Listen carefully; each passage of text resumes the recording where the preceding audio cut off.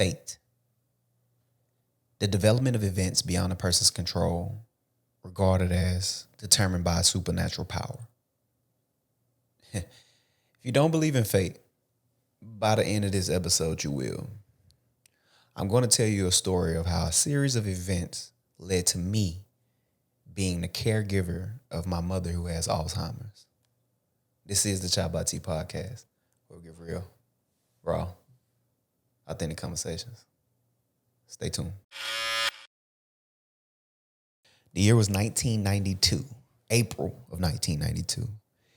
And my mother was having really sharp pains in her stomach, right? And she was about 43 years old at the time. She was having really sharp pains in her stomach. And she didn't drive. She never learned how to drive. She didn't have a car. So she got my brother Rico, or her son Rico at the time, to take her to the doctor to see why was she having pain, why no pain medicine could stop these sharp pains in her stomach, and why she was always cramping, what was going on. So the doctor did his examination, got the x-rays and all of that, and he came to the conclusion that she was having a growth in her uterus that could possibly be a tumor, and one of the options they should explore would be a hysterectomy.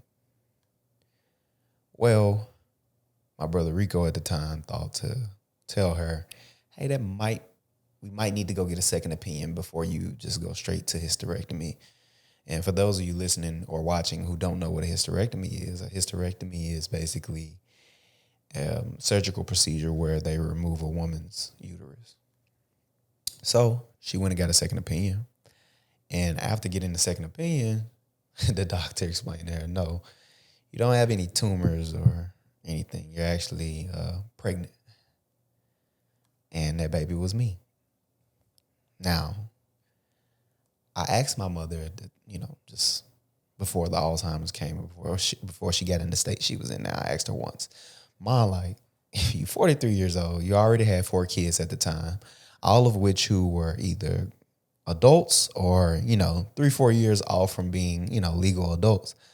Why didn't you, what were you thinking at the time? And she said, son, I'll be honest with you.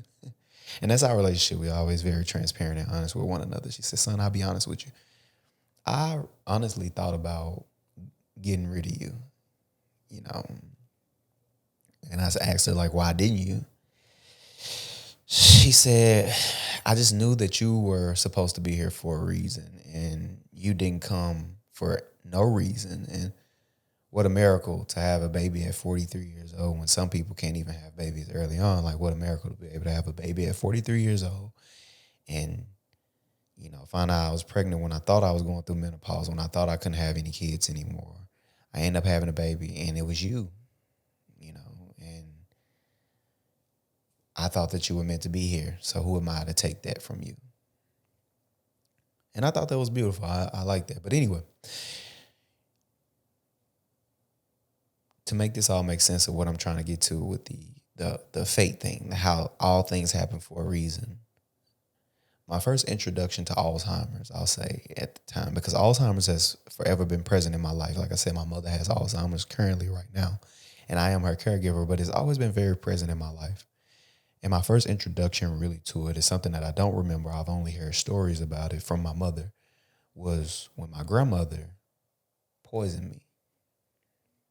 So when my mother had me, she immediately went back into the workforce. That was her thing. She always worked, and, that was just her thing throughout my life. She was always a hard worker. I always seen her, working double shifts and everything like that. But my grandmother was responsible for keeping me. It's traditional Black families, how it is. The grandmother always come in during the day because she's retired and look after the grandkids or whatever, right? So she was responsible for keeping me. And one day, my grandmother ended up giving me, I don't know exactly what it was, but I do know that she thought it was baby formula. She gave me the baby formula, right? Or what she thought was baby formula. And it ended up not being baby formula. And just so happened my aunt, God rest her soul, she's passed now. She ended up coming over, just to check on my grandmother, just to make sure she was okay during a lunch break or whatever. So So she came over to check on my grandmother and me, and she seen something wasn't right with me. Like I was a little, I guess, lethargic or whatever you can say. She said something wasn't right with me, and she asked grandma, like, what's wrong with T? What's wrong with Onterio? Why is he, acting like that? And my grandma was like, I don't know. I gave him his food. He should be fine or whatever. And she was like, what did you give him? And she seen that grandma had gave me, whatever the substance was. And she said, this isn't formula, grandma. Or this isn't formula, mom. Mom, we got to get him to the hospital. And they rushed me to the hospital and pumped my stomach. And that was kind of like when they, I don't know if it was the determining factor of how they figured out she had Alzheimer's, but I do know that around that time, they were figuring out like, hey, she's kind of losing it. She's slipping. But fast forward, years later, she ended up passing away around when I was 7 years old from Alzheimer's. My grandmother did. But during that time when she slowly started to lose motor skills, the ability to speak, talk, so all of that stuff, she started to slowly lose all of it. And I vividly remember these moments of seeing my grandmother in this state. And she slowly began to lose all that. And my mother took up the responsibility to become my grandmother's caregiver at the time, right? So she decided to become my grandmother's caregiver, and she did all of that. And my grandmother passed away when I was 7 years old. Now, that time after that was kind of a weird period from like 7 to 10 years old, because my mother had took care of my grandmother for so many years, and that's all she did. She didn't work. She didn't work. She just mainly took care of my grandmother. But after that, we kind of hit like a financial wall, and kind of like a few constraints, whatever you want to call it. And things were a little hard and difficult, but that 7 to 10-year-old stretch right there kind of defined like my mother and our relationship. We grew stronger. We went from the mother-son dynamic to almost being friends, to where I felt comfortable telling her anything, And I think it was a beautiful thing. Those are some memories that I really do remember. Just being able to bond with her and getting those lessons. Like I said, I got 4 older brothers, but they're so much older than me. It was almost like I was the only child. I would see them on holidays and dinners and everything, but I didn't regularly see them. It was almost like father figures, 4 older father figures. So it was almost like I was the only child.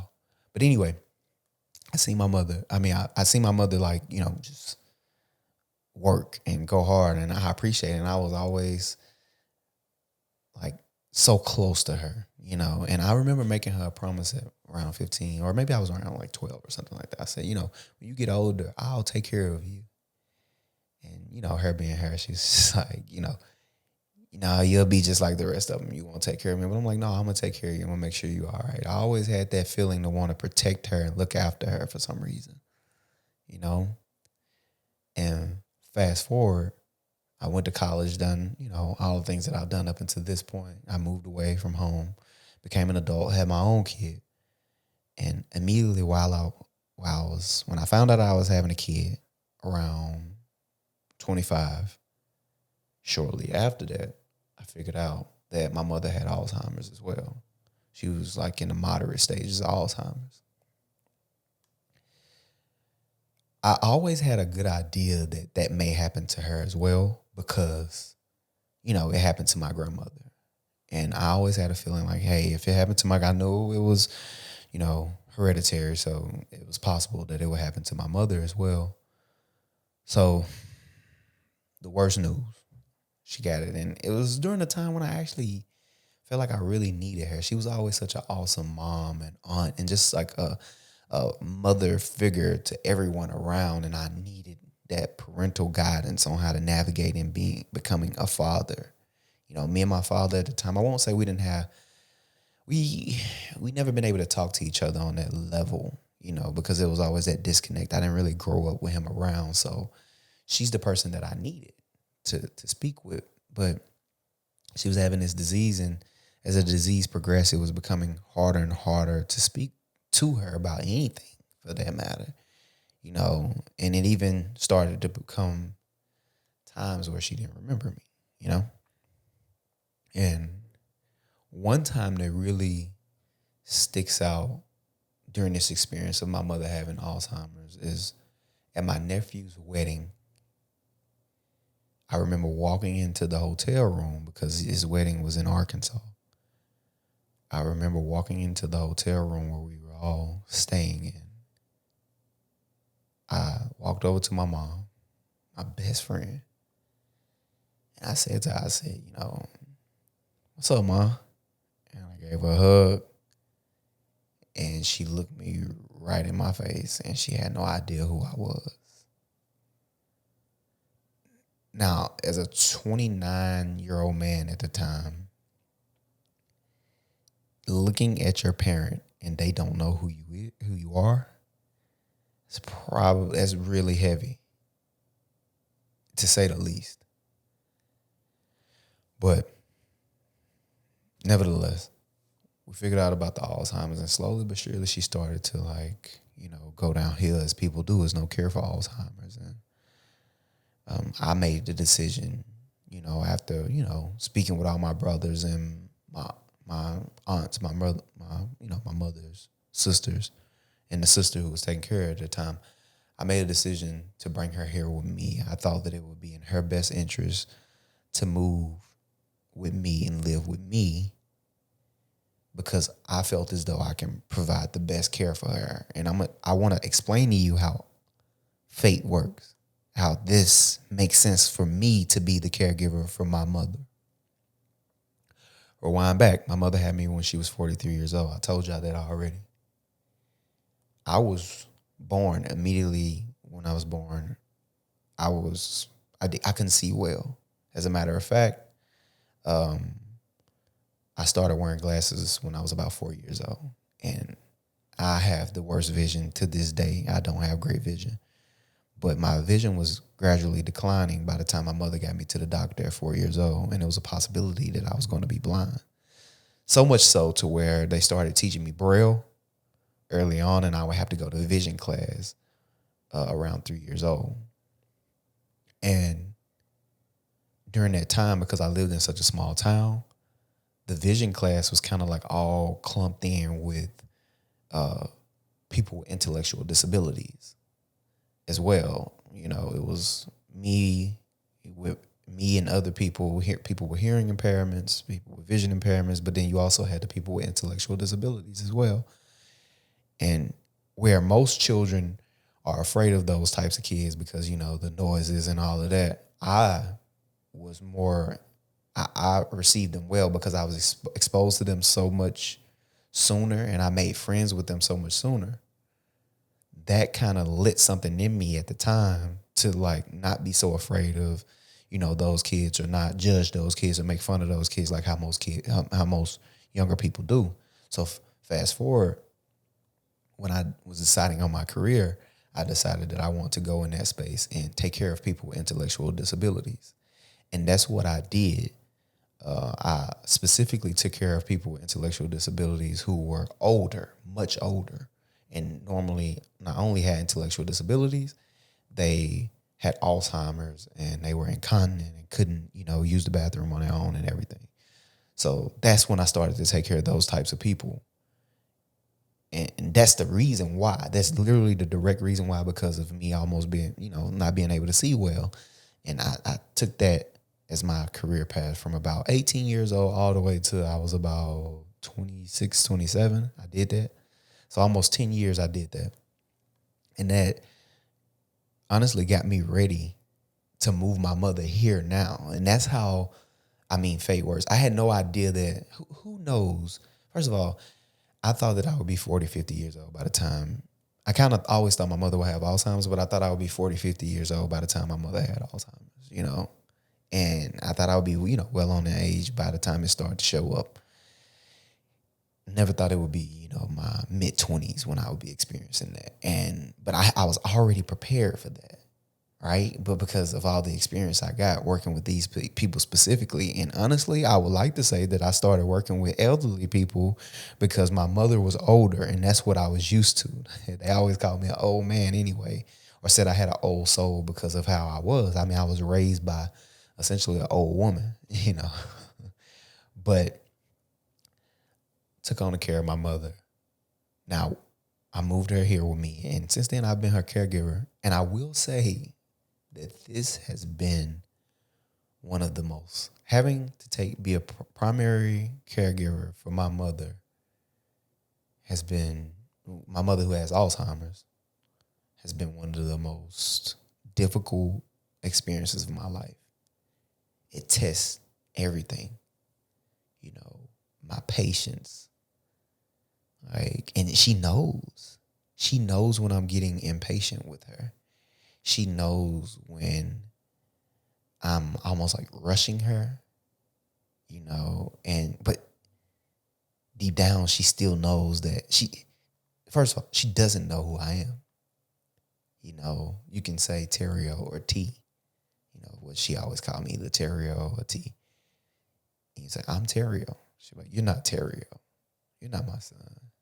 I know Terrio's a baby. I know what Onterio look like. You're not my son.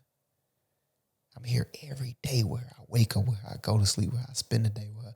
I'm in her face all the time. She doesn't know who I am. And that, it hurts because that's deeper than that's not just my mom. It's my friend. It's my baby. That's my queen. And it's hard internalizing that. The biggest battle I've had to face up until this point is removing myself as her son and assuming the role of caregiver. That's been the biggest challenge because I'm the baby. I'm the baby. I'm a grown man, but I'm the baby. And it's hard. It's disheartening at moments to just look at her and see that she doesn't know who I am, and it's very rewarding to know that, I always tell people when they ask me about this, they say that they love people unconditionally, right? The moment that I knew I loved my mother unconditionally is when she had Alzheimer's. I figured out she had Alzheimer's, and I decided to move her here with me to live with me. Because unconditional love is love with no conditions. There was nothing that she can provide to me. As a matter of fact, her moving here will create more strain on my life. There was nothing that she could provide to me. There was no conditions. There was nothing that she could do to help me. But still, I made the decision to bring her here with me and look after her. And that's when I knew I loved her unconditionally. There was no conditions. There was nothing, nothing that she could provide. Maybe a sense of peace, I'll say. Because I really worried about her. Even though she was under, care of my aunt, I really worried about her. It's your mom. You never know. You want to know what her day-to-day is. You want to know that she's in good hands and that she's safe. And I did, when I stress, unfortunately, one of the first things that goes is my hair. I start to lose my hair whenever I'm super stressed out. And I was losing hair. I had to keep the low cut or either grow my hair out to cover up the bald spots in my hair because I was losing it, And since she's been here, I've had that sense of peace to know that, hey, she's under good care. I know that she'll be fine with me. And right now, I made a promise to myself that I wouldn't do what I seen my mother do. I seen her put her whole entire life on hold to take care of my grandmother. I promised myself that I wouldn't do that. That I would continue to, even though I was taking care of my mother, I promised myself that I would continue to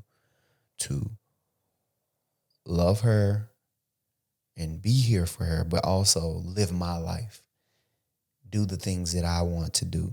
And currently I am in school pursuing my master's. I'm still a father to Maverick. I have him the same amount of times. I don't compromise on spending time with Maverick. He's still here with me. He's still around me. He's still with me. It's my baby. He'll always be my baby. I still work out and I still do the things that I enjoy. And I won't put my life on hold for it. And it's hard. Every single second counts. Every second that from the time every minute is accounted for. From the time I wake up to the time I go to sleep. Every minute is accounted for. That's just the amount of attention that my mother requires. Like, to have to bathe her, to have to put her clothes on, to have to make sure that she's good. Like I said, all of those things I was prepared for, but I don't know if you can ever be prepared to do that for your actual mother. It gets, I don't know the word that I'm looking for. I don't want to say uncomfortable or weird, but along those lines, it's just knowing that I have to clean my mother and be here. It gets challenging, and she'll have moments where she just breaks down and she'll cry because she doesn't know what's going on. She has Alzheimer's and she'll cry because she's confused and lost. And in those moments, I have to be the person to comfort her. I don't know what the lesson is that I'm learning from this. I don't know where. I don't know. I believe in God and I trust in the process. I trust in God. I do know that fate and everything that I've learned up until this point, from my patience to my just the actual practical skills that I have to be able to take care of my mother, I do realize that I'm prepared to do this for my mom. I'm prepared to be her caregiver. I'm prepared to be here for her and handle all of these things. She prepared me from the start. She prepared me to be able to do all of this. I do understand it. It was given to me early on to have to be responsible. I never had a chance to be irresponsible. I never had a chance to fuck up. She prepared me from the start for all of these things. I am ready for this. I know what I'm doing with this. I have the mindset to do this. I know that. I understand that. But I do wonder, what is the lesson to be learned from this? What will come of this? I don't know. I guess it's just up to y'all to sit and stay updated on everything that's going on. But I will say I'm happy. I'm happy and I'm secure with, my mother's living situation now. And nobody has to tell me they're proud of me. I'm proud of me. I'm proud of me. And I know if my mom was in her right mind and she could really articulate, she would say, yeah, baby, I'm proud of you as well. I would like to think that that promise that I made to her around 12, that I would be here for her and take care of her. I like to believe that I'm following through with that promise. Yeah. Listen, if you're watching up until this point, I need you to go get the merch. You can buy the merch at www.ChoppedByTpodcast.com. Again, it's ChoppedByTpodcast.com. All the links will be in my description on all my videos. But again, it's www.ChoppedByTpodcast.com. Do me a favor. If you support the content, if you love what I'm doing, share this, like this, comment, tell me what you think. My life has been nowhere near easy, and I know that yours hasn't either. And you can do this. You can do it.